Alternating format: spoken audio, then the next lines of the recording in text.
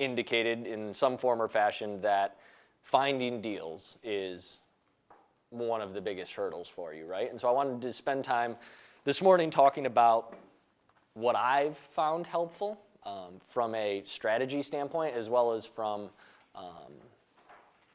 just an execution standpoint.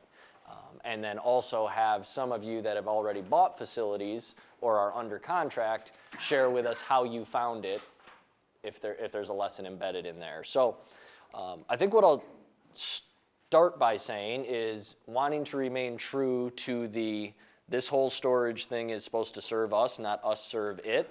I want you to be efficient in the way you're farming for deals. There is countless opportunities out there. If you're still learning and getting comfortable running the numbers, then the place to start is with listed properties, right? There are plenty of places that I shared in the video training course where you can go and find properties, and a lot of the work is done for you. The analysis is done for you. I'm not suggesting that the properties where the broker has put together a 32-page pro forma is likely to be a deal for you, but it's an opportunity for you to witness the things that are important to a storage investor, if that's where you are at this stage of the game, right? You can take the numbers they provide and just run them through the Valuator spreadsheets and analyze them. That's easier, I think you'd agree, than finding all the numbers and then putting them through the spreadsheet, right? So be honest with yourself about your current level of understanding. If you need to start where the numbers are handed to you, there's nothing wrong with that. I still do that on occasion, but I also understand that the deals that we're after are not the ones with massive exposure where the brokers put a nice shiny presentation together, because everybody else has seen those, right? Doesn't mean there might be hidden potential that others miss and we can tap into, and we'll talk about the things that we need to know in order to find that hidden potential, but it's all a game of probability. So you want to maximize your chances of being successful by looking where your chances are the best. Does that make sense? So a key to that, when you're looking through the listings, is to make sure you're doing it in a way that is efficient. And by that I mean, don't take each listing and say, all right, I'm going to start with the listings. And first, let me back up. Don't start searching nationally, right? You guys have probably heard me say this. Start searching locally, because that's the quickest place to get smart. You can learn a lot just from doing the analysis that I've taught, using your computer and your spreadsheets, Google Earth, all these things. But at some point, you got to get there to finish out that phase of your education. It's a whole lot easier to drive 30 minutes than it is to jump on a flight.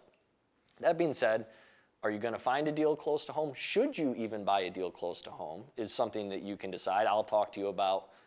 I don't own any in New York anymore, because when I own them at home, we were talking about this morning, my type A, I can do it better than anybody else, personality gets in the way. And even though I know and have systems in place that do all the work for me at my remote properties, if I own it close to home, my stupid goes and does the work rather than putting the system in place. I understand that about myself.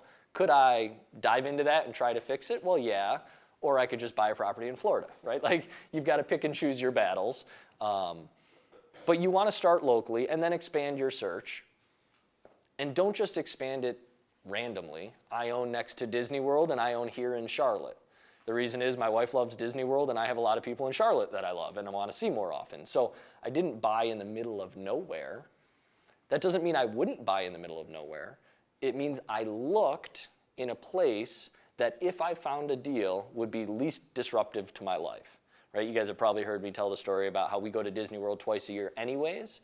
So it makes more sense for me to buy a property that I might have to visit 3 or 4 times a year if I'm going there anyways. So as you're, when you're sitting down at your computer going to look at listings, or you're deciding on doing a mailing campaign, pick an area and focus on it and start with the end in mind. And the end is to have an awesome life through storage investing. If I were to go buy a property in California, that would not make my life more awesome necessarily, because I suck at jet lag and I live in Rochester, which takes 3 flights to get to California, right? So To go back and forth would be a 5-day process when you factor in 24 hours on each end to recover from the jet lag. So my properties I can fly to and home. Some of them, the ones that are local to here, I can fly down. 36 hours later, I'm back home eating dinner with my family. So I miss one night with them, and I've done both properties. Right? That's not by accident. Right? So take that for what it's worth. The other thing I want you to be very conscious of is making sure that you're being very intentional about when you're searching, only spending enough time on a property to figure out if it's worth spending more time on it, right? I've had, to help people understand that there's an order of operations when you're combing through a listing or talking to a seller about their property that will allow you to not spend 3 hours when you could have discovered the fatal flaw in the first 10 minutes, right? This is one of those things where you just need to be very conscious of doing the right things in the right order. Doing the right things in any order is a step better than doing the wrong things, but it's not that much better. You need to do the right things in the right order, and we can talk specifically about what that looks like. Very quickly, as an example, when you're looking at properties online, you should always be having a conversation with the broker or the seller within the first 30 minutes. And the reason being, you'll know enough in 30 minutes to have a conversation with them to pull out more information, and most importantly, to figure out, is there any potential here? It's quite likely that you could get on the phone after spending 4 hours doing all this due diligence to have them say, oh, are you serious? I thought I made that pending. Right? And now you've just wasted 4 hours looking for a property that was never available to begin with. It's not all wasted. In that situation, you'll say to the broker, oh, that's a shame. I really wish I hadn't just spent all that time. But since we're on the phone, can we chat a couple minutes about what I'm looking for, and if you ever find something, right? And now you've got a relationship built. So you're going to salvage the time you've spent, but it would have been a whole lot better to have that conversation 30 minutes in than 4 hours in. The other thing is you want to, when, let's say, for example, in that first 30 minutes before you call the broker, you want to be looking at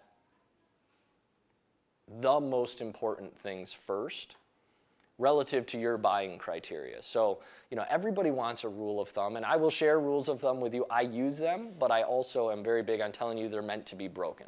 I don't have a single property. I don't think any of my students have a single property where every rule of thumb remained true to the end, right? They're violated, but it's a good starting point. So generally speaking, you guys know this, quick review. When we're looking at a property, we know we can build it for what? $30 a square foot, depends on the market, might be able to get down to 25, 26, might be as high as 40, plus the cost of land. So if we're subscribing to the Mike Wagner strategy, which is not the only strategy that works, but the one that we're going to talk most about, of buying a value-add property, we don't have a whole lot of interest in a $50 or $60 per square foot property. It's just, that doesn't mean there can't be a deal, it just means it's not likely. And again, we want to spend our time where our probabilities are the best, most in our favor.